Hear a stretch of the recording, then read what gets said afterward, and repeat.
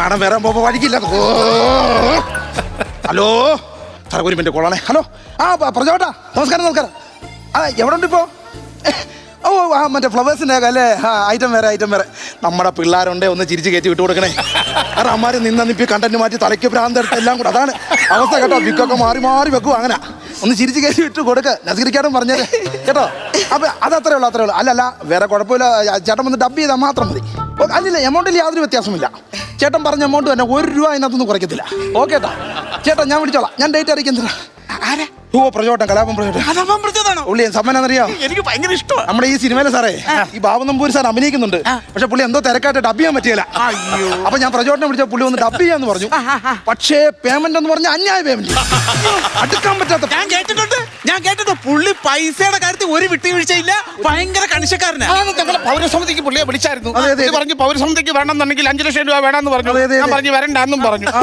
പൈസയുടെ കാര്യത്തിൽ ഇതുപോലെ കണിശക്കാരൻ. അതാ പറയുന്നത്. എത്ര രൂപ വേണമെന്നാ പറയുന്നത്? പുള്ളി ലാസ്റ്റ് പറയുന്നത് 1120 അതിന് കുറഞ്ഞാ വരത്തില്ലെന്നാ പറയുന്നത്. ഞാൻ പറഞ്ഞില്ലേ കണിശക്കാരനാ. എന്നാലും പുള്ളിയെ ഞാൻ അറിയിച്ച് ചെയ്യുന്നുണ്ട്. ഞാൻ ഡേവിഡ് എന്താ ഇവിടെ? എന്റെ വീട്ടിൽ എന്താ വിഷയം?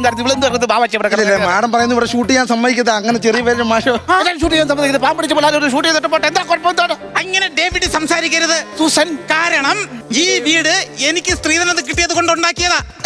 സജി അങ്ങോട്ട് നോക്കി. ആ വീട് ചാണകത്തിലാണ് ഉണ്ടാക്കി വെച്ചേക്കുന്നത്. ഇവിടെ അച്ഛൻ എനിക്ക് സ്ത്രീധനം തന്നെന്താ പറയാ? ഒരു ചാക്ക് ചാണകപ്പൊടി, ഒരു പശുവിനെ, കറക്കുന്ന പശുവിനെ, ആ പശുവിനെ കറന്നുണ്ടാക്കിയതാ ഈ വീട്. അങ്ങനെ ഉണ്ടാക്കി വീട്ടിൽ നീ തടി ശല്യം ചെയ്ത് പിള്ളേർ ഷൂട്ട് ചെയ്യട്ടെ. ഡേവിഡ് അകത്ത് കയറ്. ഡേവിഡ് ഇവിടെ ഇൻസൾട്ട് ചെയ്യരുത്. എന്നെ കിട്ടും. ദയവ് ഇത് പ്രശ്നം ഉണ്ടാക്കരുത് മാഡം. അല്ല, എനിക്കൊന്നേ പറയാനുള്ളൂ. ഞാൻ ഈ വീട് വാടകയ്ക്ക് തന്നിട്ടുണ്ട് എന്നുണ്ടെങ്കിൽ എനിക്ക് ഈ വേഷം കിട്ടണം. അല്ല, ഞാൻ എന്റെ കൂടെ വന്ന ആ പയ്യന്റെ അടുക്ക പറഞ്ഞു വിട്ടിട്ടുണ്ടായിരുന്നു. അവനെ എനിക്ക് കിട്ടേണ്ടത്.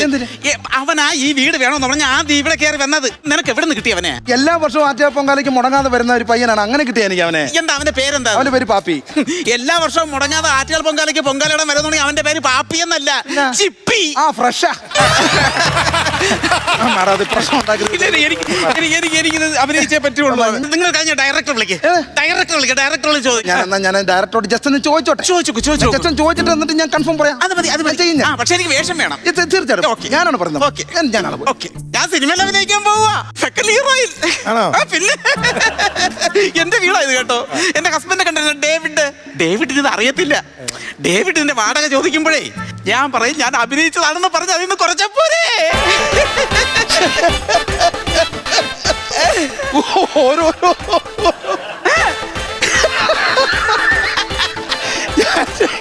എത്ര പറഞ്ഞാൽ അല്ല പിന്നെ ആദ്യമേ അങ്ങ് അല്ലേ? അങ്ങനെ ഞാനിപ്പോ സാറിനെ ഇപ്പൊ കണ്ടു. ഞാൻ ഡയറക്ടർ സാറിനെ കണ്ടപ്പോ ഞാനിപ്പോ ഈ വീട് വാടകയ്ക്ക് വന്നതും അവന് വേഷം കൊടുക്കണം ഇതൊക്കെ ഞാൻ പറയണമല്ലോ. ചിരിച്ചോണ്ടല്ലോ അങ്ങനത്തെ ചില മുഹൂർത്തങ്ങളുണ്ടോ? പുള്ളി എന്താ പറഞ്ഞെന്ന് പറ. സാറ് പറയുന്നത് ഇന്നും കൂടെ അല്ല ഷൂട്ട്, ഇന്നിവിടെ പാക്കപ്പ് ചെയ്യാൻ വേറെ മാർഗമില്ലെന്നാ പറയുന്നത്. അല്ല, വേറെ മാർഗമില്ല, വേഷം തരാൻ മാർഗമില്ലെന്ന് പറയുന്നത്. പ്ലീസ്